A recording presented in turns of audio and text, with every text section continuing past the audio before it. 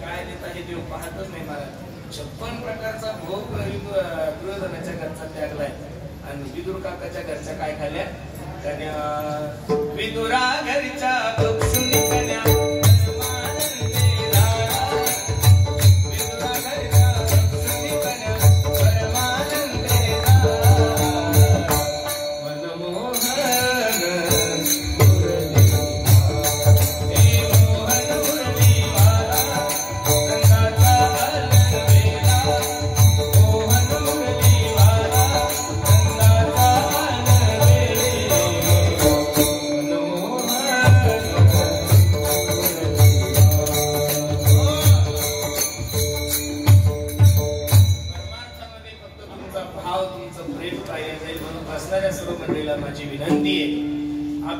भला कितनी भी अच्छी हो दुनिया तो आपको आपके दिखावे से ही जानती है.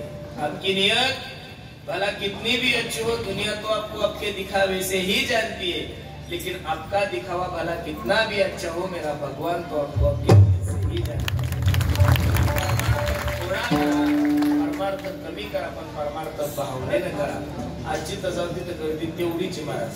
त्र्यंबकला जा गर्दी तेवढीची, नाशिकला जा गर्दी तेवढीची, आळंदीला जा गर्दी तेवढीची, पंढरपूरला जा गर्दी तेवढीची, कोल्हापूरला जा ज्योतिबाला जा गर्दी तेवढीची आणि गोव्याला जा गर्दी तेवढीची. गर्दी कुठंच कमी नाहीये. कीर्तनाला जेवढे लोक आहे चुकीच्या ठिकाणी सुद्धा तेवढेच लोक आहे. म्हणून सर्वांना माझी विनंती आहे, एवढा गोड असा श्रावण महिना चालू आहे. उद्या मला वाटतं शेवटचा सोमवार आहे. बघता बघता श्रावण कसा निघून गेला काही कळाला. 12 महिन्यात सर्वात श्रेष्ठ महिना श्रावण महिना आहे. होईल तेवढं भगवंताचं चिंतन करा, उपवास करा. उपवास फराळाचा करण्यापेक्षा उपवास भगवंताच्या चिंतनाचा करा. कमीत कमी 25,000 नामस्मरण तरी झालं पाहिजे, 10,000 तरी झालं पाहिजे. नाही 10,000 तर 5,000 वेळ तरी रामकृष्ण हरी रामकृष्ण हरी या मंत्राचा जप करा.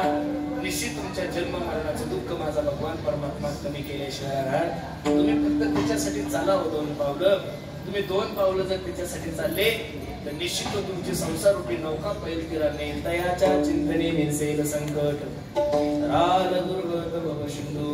ज्या मातेच्या प्रथम पुण्यस्मरणानिमित्त हळवी देवी स्वरूपाचा कार्यक्रम आहे.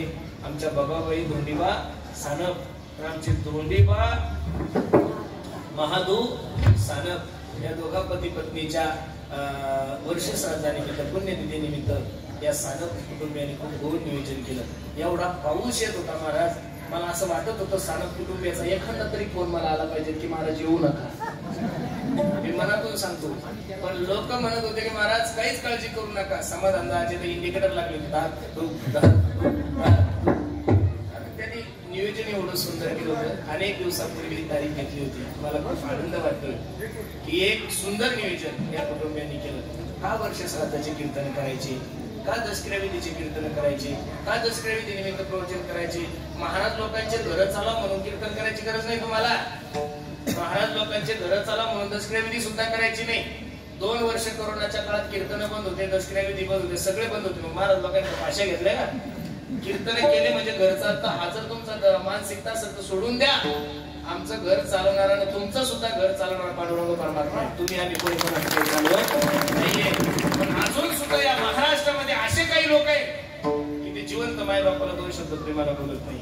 या महाराष्ट्रामध्ये असे काही लोक आहेत की त्यांनी आपल्या चांगल्या मायबापाला वृद्धाश्रम मध्ये टाकलंय.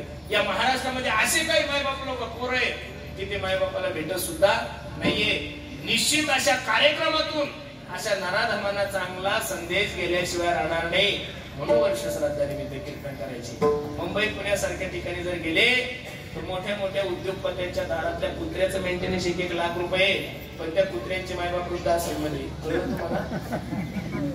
नाही कळलं तरी ताण घेऊ नका. जेवणाची व्यवस्था आहे, जेवण करून जा. लोन घेऊ नाही का? तुम्हाला कळत नाही हेच तर आमचं नशीब आहे. हे जे चाललंय आमचं हे तुम्हाला कळत नाही. ज्या दिवशी तुम्हाला गायनातलं कळत, ज्या दिवशी तुम्हाला वाजवण्यातलं कळत, ज्या दिवशी कीर्तनातलं कळत, त्या दिवशी कीर्तनकाराने फक्त एकाच गावात जायचं, परत जाणे नाहीये. मी माझ्या पांडुरंगाला विनंती करतो की जीवनभर या महाराष्ट्रातले लोक असेच विसरगोळे म्हणजे घ्यायचं काम नाहीये. म्हणून प्रत्येकाला माझी विनंती आहे, प्रत्येकाने देशाविषयी धर्माविषयी स्वाभिमान बाळगा. आज या महाराष्ट्राला काय लागलं काही कळत नाही महाराज. 2-4 दिवसापूर्वीची घटना जर पाहिली तर 4 दिवसापासून मी गाडीतल्या गाडीत विचार करतोय 3 वर्षाच्या लेकरावर मनुष्य कसा बलात्कार करू शकतो. 3-4 वर्षाचं, अरे 3 वर्षाची मुलगी तुम्हालाही आहे आणि 3 वर्षाचं लेकरू माझ्याही घरात आहे. काही कळत नाही महाराज. एका निष्पाप लेकरावर एका नराधमाने बलात्कार करून ती मुलगी मरण पावली. मला वाईट वाटतंय. आज या महाराष्ट्राला महाराष्ट्र शासनाची गरजच नाहीये. गड्या या महाराष्ट्राला मुख्यमंत्र्याची गरज नाही. या महाराष्ट्राला जर खरं शासन जर कोणतं लागत असेल तर या महाराष्ट्राला फक्त आणि फक्त छत्रपती शासनाची शिवाजी महाराजांच्या शासनाची. अत्याचार झाला याविषयी माझं दुमत नाही, तो झाला. पण अशा नराधमाला सुद्धा या महाराष्ट्रामध्ये वकील भेटतात. त्याच्यापेक्षा दुसरं काय असेल महाराज. या 6 दिवसामध्ये कमीत कमी 8 ते 9 ठिकाणी छोट्या छोट्या मुलीवर अत्याचार झाला. महाराष्ट्र सरकारला माझी कीर्तनकार म्हणून विनंती आहे, सरकार अशा नराधमाला वकील नका लावू, अशा नराधमाचा एफआयआर नका काढू, अशा नराधमाला पोलीस स्टेशन मध्ये नका, त्याला पोलीस कोठडी नको, त्याला वकिलाची कोठडी नको, त्याला कोर्टाची कोठडी नको. अशा नराधमाला भर चौकात उभं करा आणि त्याला फाशी द्या. म्हणजे याच्यानंतर असं तुम्ही फक्त भाषणातच सांगा की 15